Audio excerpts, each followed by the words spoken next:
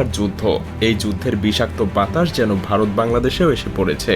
যে কোনো মুহূর্তে ভারত বাংলাদেশে আক্রমণ করতে পারে, কারণ সাম্প্রতিক সময়ে ভারতের সবচাইতে বড় মাথা ব্যথার কারণ হয়ে দাঁড়িয়েছে বাংলাদেশের রাজনৈতিক প্লট পরিবর্তন।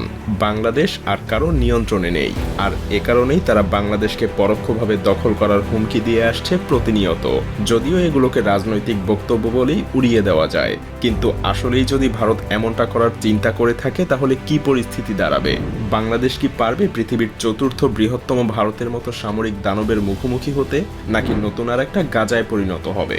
নাকি ভারত বাংলাদেশকে আক্রমণ করলে নিজেই বিভক্ত হয়ে যাবে, আলাদা হয়ে যাবে সেভেন সিস্টার? আজ চলুন সেই বিশ্লেষণই করা যাক। ভারতীয় সেনাবাহিনীর সংখ্যা প্রায় 13 লাখ, যা চীনের পর পৃথিবীর দ্বিতীয় সর্বোচ্চ সৈন্যের অধিকারী দেশ। তবে ভারতের সেনাবাহিনীর একটা বড় অংশ তাদের অভ্যন্তরীণ নিরাপত্তায় নিয়োজিত আছে। কাশ্মীর, মধ্যপ্রদেশ এবং পূর্বাঞ্চলের 7টা রাজ্যের, যাদেরকে আমরা সেভেন সিস্টার হিসেবে জানি, সেখানকার বিদ্রোহীদের দমন করতে ভারতীয় সেনাবাহিনীর একটা বিশাল অংশ সেখানে নিয়োজিত আছে, আর তাদেরকে সেখানে থাকতেই হবে। তা না হলে সেভেন সিস্টার সহ আরও বেশ কিছু রাজ্য বিভক্ত হয়ে যাওয়ার প্রবল সম্ভাবনা আছে। অন্যদিকে পাকিস্তানের সেনাবাহিনীর অ্যাক্টিভ রিজার্ভ সবকিছু মিলিয়ে সংখ্যা প্রায় 7 লাখের কাছাকাছি, যাদের একটা বড় অংশ সবসময় ভারতকে আক্রমণ করার সুযোগ খুঁজতে মুখিয়ে থাকে। আর এতে করে ভারতীয় সেনাবাহিনীর অন্ততপক্ষে 8 লাখ সৈন্য প্রয়োজন পাকিস্তান এবং নিজেদের অভ্যন্তরীণ সব সংকট মোকাবেলা করতেই। এখানেই শেষ না, ভারতকে অবশ্যই চীনের আগ্রাসন থেকে বাঁচার জন্য আরও 3 লক্ষ সেনাবাহিনী চীন ভারত সীমান্তে সবসময় মোতায়েন রাখতে হয়। কিন্তু অবশিষ্ট 2 লাখ সৈন্য নিয়ে ভারত যদি বাংলাদেশে আক্রমণ করতে চায়, তবে সেটা যেন ভারতের জন্য হবে নিজের পায়ে নিজের কুড়াল মারার মতো। কেন বলছি এই কথা? কারণ সামরিক বিশেষজ্ঞরা মনে করেন কোনো দেশকে দখল করতে গেলে সেই দেশের শক্তির চাইতে 3 গুণ সৈন্য থাকা প্রয়োজন। মজার ব্যাপার হলো, আপনি যুদ্ধ বিমান দিয়ে শত্রুর দেশকে শুধু ধ্বংসই করতে পারবেন, কিন্তু দখলে নিতে গেলে অবশ্যই আপনাকে সেখানে মোতায়েন করতে হবে পদাতিক বাহিনী।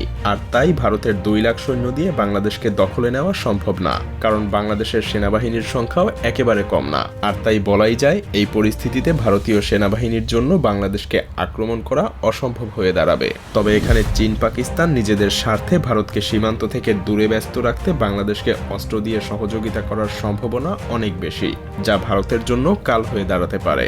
কিন্তু ভারতের সক্ষমতা কিন্তু এখানেই শেষ না, কারণ তাদের আছে পৃথিবীর অন্যতম আধুনিক এবং বিশাল শক্তির বিমান বাহিনী। তবে মজার ব্যাপার হলো, তাদের সেখানেও রয়েছে বেশ দুর্বলতা, কারণ তাদের পর্যাপ্ত যুদ্ধ বিমান আছে ঠিকই, কিন্তু লজিস্টিক সহযোগিতা করার সক্ষমতা অতটাও নেই। কারণ ভারতীয় বিমান বাহিনীর কাছে মাত্র 10টা হেভিওয়েট পরিবহন বিমান এবং 30টা মিডিয়াম ক্যাটাগরির লজিস্টিক বিমান রয়েছে। অথচ ভারতের মতো একটা বিশাল দেশে সৈন্য এবং রসদ মোতায়েন করতে এই কিছু ট্রান্সপোর্ট বিমান কোনোভাবেই যথেষ্ট হবে না। যেমন 2020 সালে চীনের সংঘর্ষের সময় ভারতের ট্রান্সপোর্ট ফ্লাইটের অভাব স্পষ্ট হয়ে উঠেছিল। বেশ কয়েক সপ্তাহ সময় লেগেছিল ভারতের সৈন্য এবং সরঞ্জাম মোতায়েন করতে। এর ফলে বাংলাদেশের বিরুদ্ধে যুদ্ধ করতে গেলে ভারতের বিমান বাহিনীর লজিস্টিক ফ্লাইট কোনো বড় ভূমিকা পালন করতে পারবে না। তবে ভারতীয় বিমান বাহিনীর কাছে প্রায় সব মিলিয়ে 500টা যুদ্ধ বিমান আছে, এবং এতে কোনো সন্দেহ নেই এত সংখ্যক বিমান দিয়ে তারা অল্প কিছু সময়ের মধ্যেই বাংলাদেশকে ধূলিসাৎ করে দিতে পারে। কারণ বাংলাদেশের কাছে এমন কোনো শক্তিশালী যুদ্ধ বিমান নেই যা ভারতীয় ফাইটার জেটগুলোকে মোকাবেলা করতে পারবে। সেই সাথে নেই তেমন কোনো শক্তিশালী আকাশ প্রতিরক্ষা ব্যবস্থা। তবে এখানেও ভারতের জন্য বিপদ রয়েছে, কারণ ভারতের বেশিরভাগ যুদ্ধ বিমান কাউন্টার স্ট্রাইক মিশন পরিচালনা করতে সক্ষম না। হ্যাঁ, ভারতের কাছে আছে 270টা SU-30, এছাড়াও MiG-21 এবং জাগুয়ার ফাইটার জেট। কিন্তু মজার ব্যাপার হলো, এগুলো বর্তমানের আধুনিক যুগে কিন্তু বেশ পুরনো মডেল। ভারতীয় বিমান বাহিনীর একমাত্র কার্যকরী অ্যাটাক মিশন বিমান হলো মিরাজ 2000 এবং ডাসাল্ট রাফায়েল যুদ্ধ বিমান, কিন্তু এদের সংখ্যাও প্রয়োজনের তুলনায় খুবই কম। তাছাড়াও ডাসাল্ট রাফায়েলের মতো যুদ্ধ বিমানগুলো কিন্তু বাংলাদেশে ব্যবহার করার মতো সুযোগ নেই, কারণ ভারতের কাছে মাত্র 36টা রাফায়েল ফাইটার জেট আছে, এবং এগুলো মূলত চীন এবং পাকিস্তানকে মোকাবেলা করার জন্য প্রতিনিয়তই ভারতকে প্রস্তুত রাখতে হয়। তাই বলাই যায়, ভারতীয় বিমান বাহিনীর জন্য বাংলাদেশে ব্যবহার করা যেতে পারে এমন যুদ্ধ বিমানের সংখ্যা খুব বেশি না। ভারতের বিমান বাহিনী একদিকে যুদ্ধ বিমানের সংকটে ভুগছে, অন্যদিকে পাকিস্তানের কাছে রয়েছে বিপুল সংখ্যক জেট এবং F-16 যুদ্ধ বিমান, যার সামনে ভারতীয় রাফায়েল যুদ্ধ বিমানও যথেষ্ট কার্যকরী হওয়ার সম্ভাবনা খুবই কম। এদিকে চীনের বিমান বাহিনীর তুলনায় ভারতের বিমান বাহিনীর সামরিক শক্তি অনেক পিছিয়ে। সুতরাং 40টা মিরাজ 2000 দিয়ে বাংলাদেশে আক্রমণ চালানো ভারতের জন্য অসম্ভব। ভারতের বিমান বাহিনী মাত্র কয়েকটা স্থানেই সাপোর্ট দিতে সক্ষম হবে, যা প্রয়োজনের তুলনায় একেবারেই কম। তাছাড়া গ্রাউন্ড ল্যান্ড স্ট্রাইক মিশনে ম্যানপেড সিস্টেমের কারণে নিয়মিত যুদ্ধ বিমান ধ্বংস হবে, যার ফলে ভারতীয় বিমান বাহিনীর শক্তি ধীরে ধীরে কমে যাবে। আর এটাও মনে রাখতে হবে ধীরে ধীরে বাংলাদেশও পরিণত হবে যুদ্ধক্ষেত্রে, প্রাণ হারাতে থাকবে হাজার হাজার নিরীহ মানুষ। তবে এর মানে এই নয় যে বাংলাদেশের সামরিক শক্তি একদম পিছিয়ে আছে। এখানে বাংলাদেশও মিলিটারি শক্তির দিক থেকে যথেষ্ট শক্তিশালী একটা দেশ। তাছাড়া বাংলাদেশ সেনাবাহিনী প্রতিনিয়ত নতুন নতুন অস্ত্রশস্ত্র ক্রয়ের দিকে মনোযোগী হচ্ছে। সেই সাথে আপনাকে এটাও মনে রাখতে হবে বাংলাদেশ সেনাবাহিনী বর্তমানে দক্ষিণ এশিয়ার তৃতীয় বৃহত্তম শক্তিশালী বাহিনী, এবং এই বাহিনী দেশের যে কোনো বিপদের সময় নিজেদের সবকিছু দিয়ে লড়াই করতে প্রস্তুত।